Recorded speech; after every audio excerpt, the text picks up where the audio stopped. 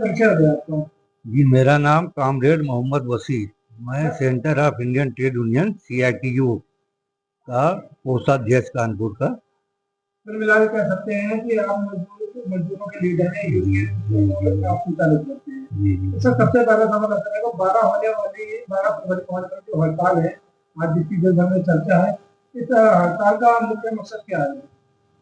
ये जो 12 फरवरी की हड़ताल होने जा रही है, ये 2014 के बाद 8वीं ऑल इंडिया हड़ताल है।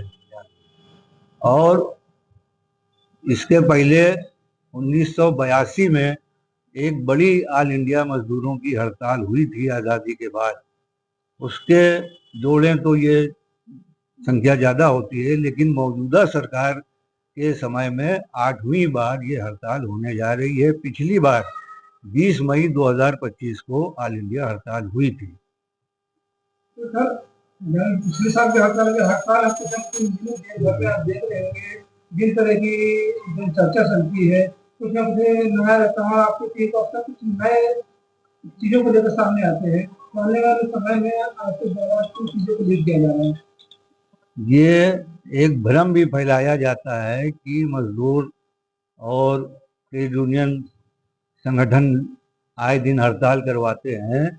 ये मजदूरों के खिलाफ कारपोरेट और पूंजीपतियों के पक्ष में उनके द्वारा फैलाया गया प्रचार होता है, मजदूरों को बदनाम करने के लिए। हड़ताल मजदूरों का एक आखिरी हथियार होता है। जब उनकी बात कहीं नहीं सुनी जाती है तो वो हड़ताल के माध्यम से सरकार से या जहाँ पे उनके उद्योग होते हैं अपनी बात कहने के लिए, वो चाहते हैं कि अधिकार मिला है कानून में। लेकिन ये हड़ताल हम आपको बताना चाहेंगे, ये जो हड़ताल होने जा रही है, ये शायद अब आखिरी हड़ताल हो भारत में, क्योंकि इस हड़ताल के जो मुद्दे हैं, कोई आर्थिक मांग नहीं है मजदूरों की। जो मजदूरों को बड़े संघर्षों के बाद आज़ादी के पहले जो हमारे पूर्वजों ने, पुरखों ने, जो मजदूरों के संगठन के द्वारा जो मई दिवस का इतिहास है लंबा, उसमें हम मुख्तसर में आपको 8 घंटे का कानून जो मजदूरों को मिला लंबे संघर्षों के बाद मिला। और मजदूरों की ट्रेड यूनियनों की मांग थी कि भाई 6 घंटे का काम का दिन रखा जाए ताकि जो बेरोजगारी है हमारे देश में इतनी बड़ी, वो भी समायोजित हो।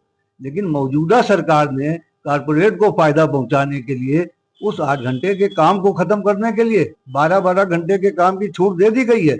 और ये एक बात और आपको हम बहुत संक्षिप्त में, ये 2020 में जब किसानों के कानून काले पास हुए थे संसद में, उसी दरमियान मजदूरों के खिलाफ इन्होंने 4 श्रम कोड संसद में पास कर लिए थे, चोरी से, तानाशाही से। कोई डिबेट नहीं, कोई इस पर वोटिंग नहीं, लेकिन मजदूर ट्रेड यूनियन संगठनों के दबाव में ये उसको लागू नहीं कर पा रही थी सरकार। अभी ये इतने अहंकार में आ गई है सरकार, 19 नवंबर को शायद बिहार के चुनाव डिक्लेयर हुए और ये जबरदस्ती एन केन प्रताड़ेन उस चुनाव को जीत जाते हैं। और 2 दिन के बाद 21 नवंबर 2026 को इन्होंने उन कानूनों की नोटिफिकेशन जारी कर दी। इसलिए इसके सिवा कोई रास्ता नहीं था मजदूरों को अपने सड़कों पर उतरकर संघर्ष करने का। और अच्छी बात यह है कि हमारे साथ किसानों का भी समर्थन है।